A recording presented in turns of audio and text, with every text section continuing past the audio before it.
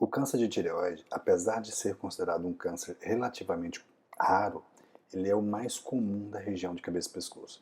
A estimativa é que nesse ano de 2019 ocorra cerca de 10 mil novos casos de câncer de tireoide no Brasil, sendo a grande maioria de casos no sexo feminino. Eu já disse outras vezes que todas as doenças da tireoide, inclusive o câncer, é várias vezes mais frequente nas mulheres do que nos homens, até 7 vezes, dependendo de alguma estatística que a gente olha.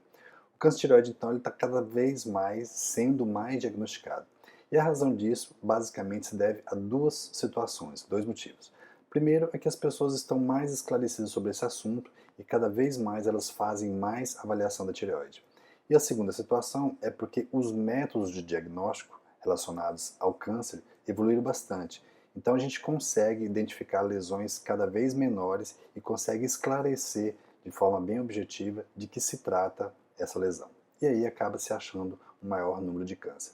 Outra coisa boa é que tem se observado que as taxas de cura e sobrevida dos casos de câncer de tireoide são cada vez maiores, mostrando que o tratamento de câncer de tireoide, de uma forma geral, é um tratamento bastante efetivo.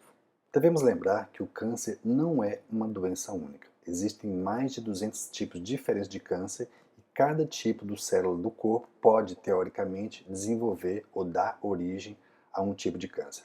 A pele, por exemplo, tem várias camadas e podem surgir por conta disso vários tipos diferentes de câncer de pele. Na tireoide também não é diferente. Cada tipo de célula da tireoide pode dar origem a um tipo diferente de câncer. E a maioria dos tumores de tireoide são classificados, eu já falei nessa classificação, como tumores bem diferenciados. Esses tumores, a característica deles é que eles são bem parecidos com as células tireoidianas normais. E de uma forma geral, eles acabam tendo uma baixa agressividade. Isso faz com que muita gente acabe menosprezando o câncer de tireoide, dizendo que é um câncer que não tem problema nenhum, que é muito fácil curar e por aí vai. Mas não é sempre assim. Por exemplo, quando você tem um tumor indiferenciado de tireoide, por exemplo, ele pode levar à morte em menos de 6 meses, mesmo que você acabe fazendo um tratamento agressivo. Então, cada caso é um caso, tem que ser avaliado e tratado com o devido cuidado e o devido respeito, para não se generalizar e acabar fazendo besteira. Eu insisto em deixar isso claro porque às vezes até mesmo colegas médicos que não são especializados nessa área dão aos pacientes uma falsa segurança. As pessoas têm nódulo, esses nódulos não são investigados com o devido cuidado e eles vão protelando indefinidamente essa intervenção. E quando a gente vai intervir, muitas vezes os pacientes já apresentam-se com metástases e isso acaba dificultando a resolução desse caso, que poderia ser resolvido de uma forma muito mais simples. De uma forma geral, existem 4 subtipos mais importantes do câncer de tireoide.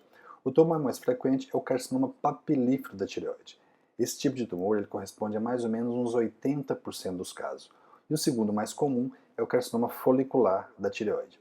Depois vem o carcinoma medular e o carcinoma anaplásico, ou também chamado de carcinoma indiferenciado.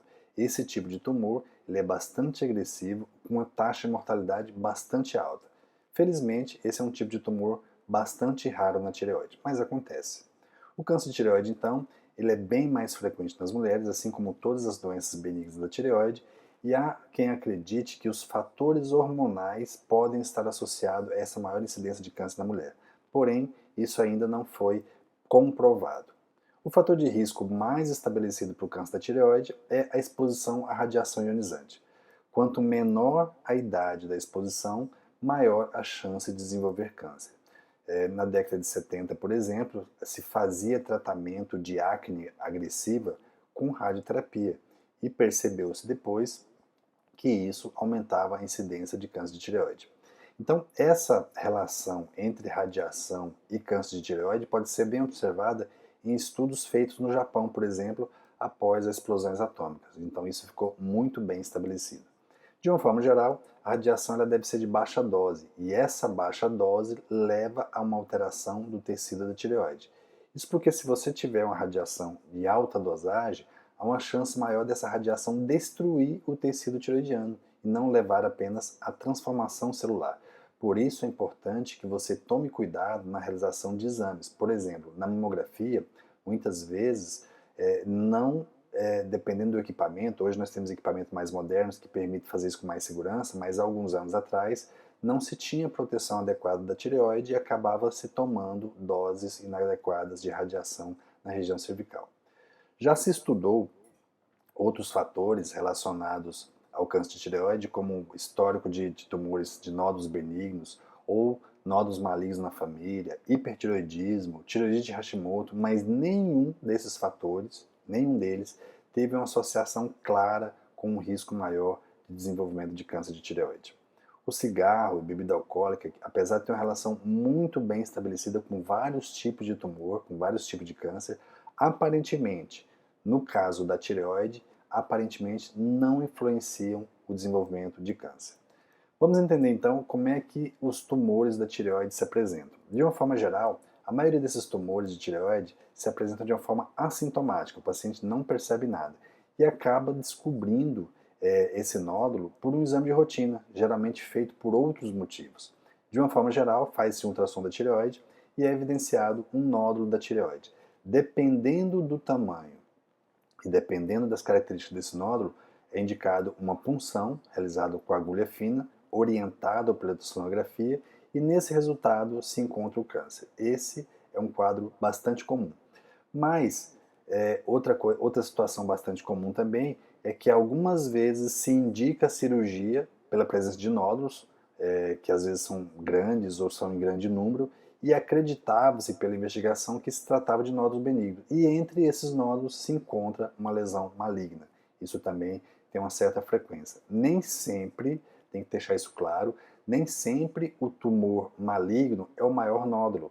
E isso é importante porque, às vezes, o nódulo perigoso é aquele menorzinho que está do lado e que não se deu adequada atenção.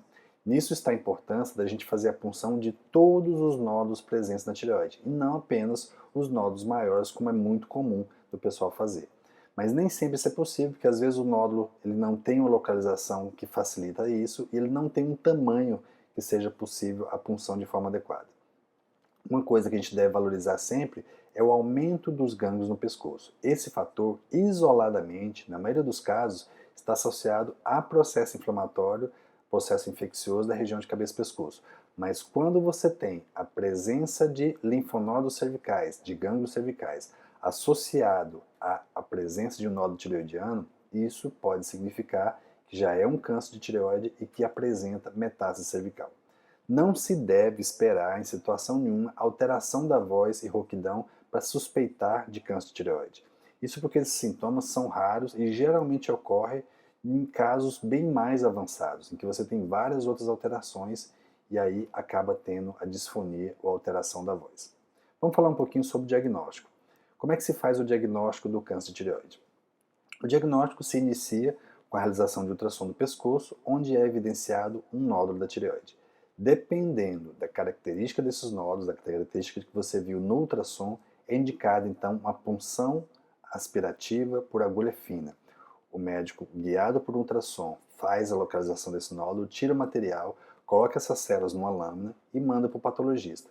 Então faz-se o estudo citológico, que pode fazer o diagnóstico já de cara ou pode levantar uma forte suspeita. Lembrando que existe uma falha nesses exames também, ou seja, em alguns casos você tem uma punção negativa, no entanto, você está lidando com câncer.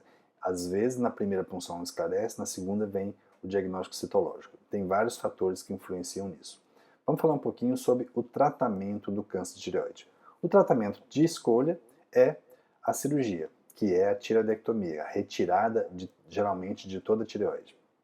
Caso você tenha gânglios linfáticos que estão acometendo o pescoço, eles também devem ser retirados. Deve ser retirado em monobloco, que a gente diz, que é a retirada da tireoide junto com esses gânglios. E esse procedimento, que é a retirada dos gânglios, é chamado de esvaziamento cervical ou linfadenectomia cervical. A cirurgia da tireoide ela pode ter complicações específicas e bastante importantes.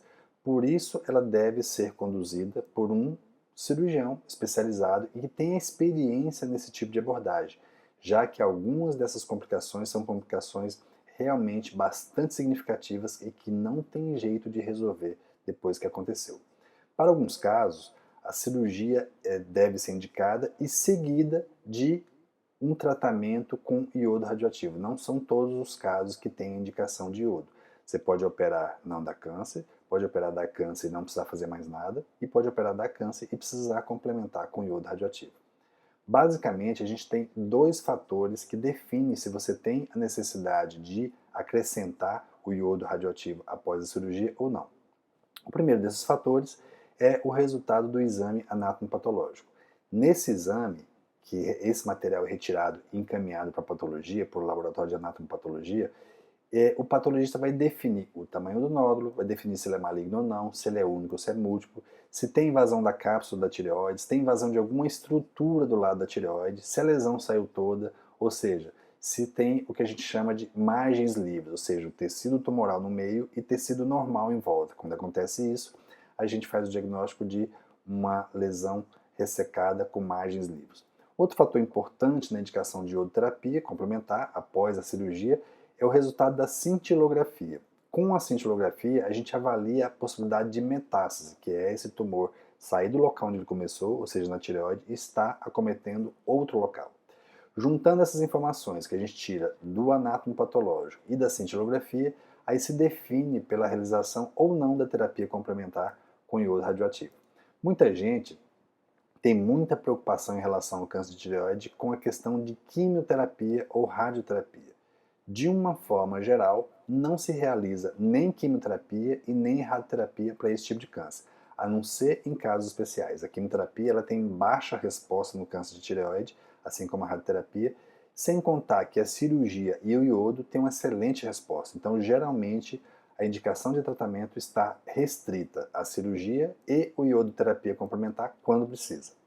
De uma forma geral, o tratamento do câncer de tireoide ele é bastante satisfatório se você for comparar com outros tipos de câncer. Mas, obviamente, existem casos que saem do padrão. E com isso, a gente tem a necessidade de uma avaliação do especialista para que sejam adotadas medidas específicas para cada caso, para que a gente consiga os melhores resultados possíveis.